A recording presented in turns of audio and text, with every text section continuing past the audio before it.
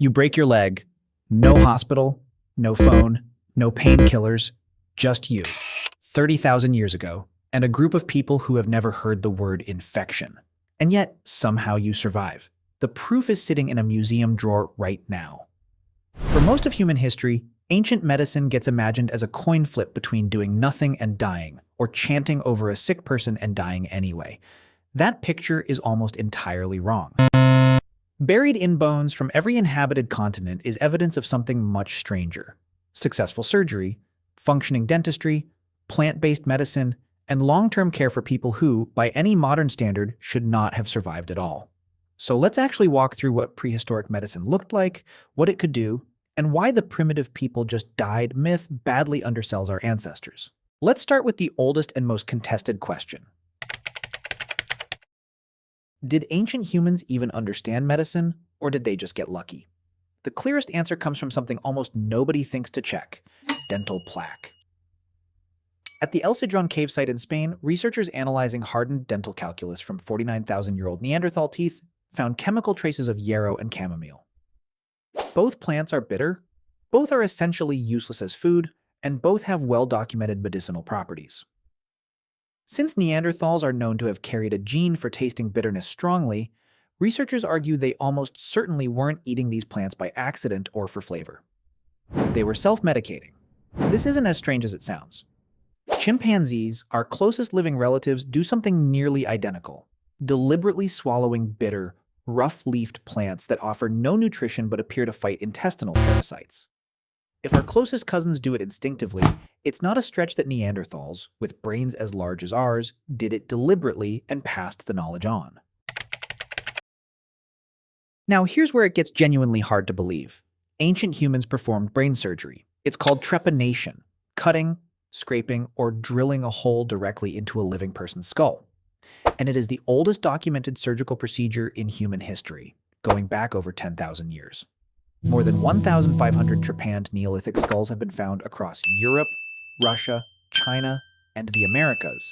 And in some regions, the procedure shows up on 5 to 10% of all skulls recovered. Here's the part that should be impossible. Most patients lived. Archaeologists can tell because the edge of the hole shows bone remodeling, new bone growth smoothing over the wound, which only happens if the patient survives for weeks, months, or years afterward.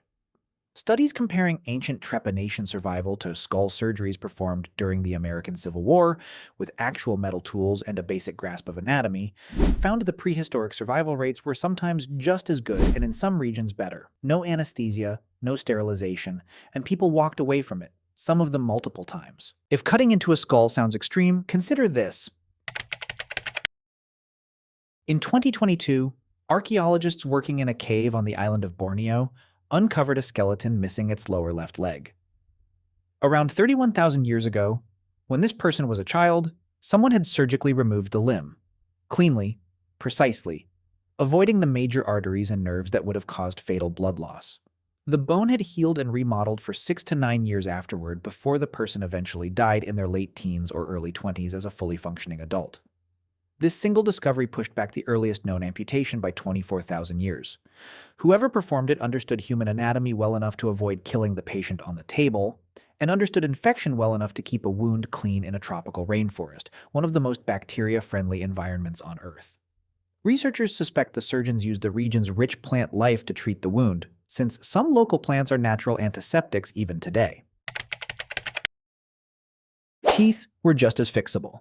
At a 9,000-year-old site called Mehrgarh, in what is now Pakistan, researchers found 9 adults with holes precisely drilled into their molars.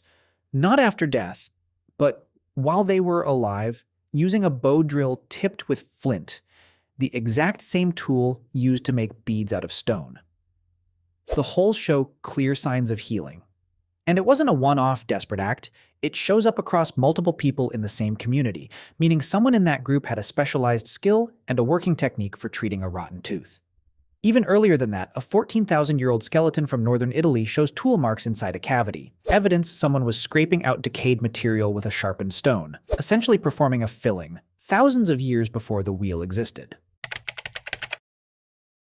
But maybe the most human part of this story isn't the surgery. It's what happened to people who never fully recovered. In Shanidar Cave in Iraq, archaeologists found the skeleton of a Neanderthal man, roughly 45 years old when he died 50,000 years ago. In his lifetime, he'd taken a devastating blow to the head that likely blinded one eye, lost his right forearm below the elbow, walked with a severe limp from a healed leg injury, and eventually went completely deaf. Any one of those conditions would have made him easy prey in the Pleistocene. All of them together should have killed him young. Instead, he lived into what counted as old age for a Neanderthal. Researchers are blunt about what that means. He could not have survived alone. Someone was feeding him, guiding him, watching for danger on his blind side for years. This wasn't medicine in a surgical sense. It was medicine as an act of long-term social commitment, and it's some of the oldest evidence we have that caring for the sick and disabled isn't a modern invention. It's something close to fundamental to being human. Put all of this together, and the picture of prehistoric people flips completely. These weren't populations that just endured suffering because they had no alternative. They identified problems, developed specialized techniques, trained people to perform them, treated infection with what nature provided, and supported the people medicine couldn't fully save. None of it looked like a hospital. All of it was, unmistakably, medicine. We tend to draw a hard line between real medicine and everything before it, as if healthcare started with microscopes and antibiotics. But the skeletons tell a different story. The instinct to treat, to fix, and to care for one another is not something we invented. It's something we inherited, and it's been with us for at least 50,000 years, carved, quite literally, into bone.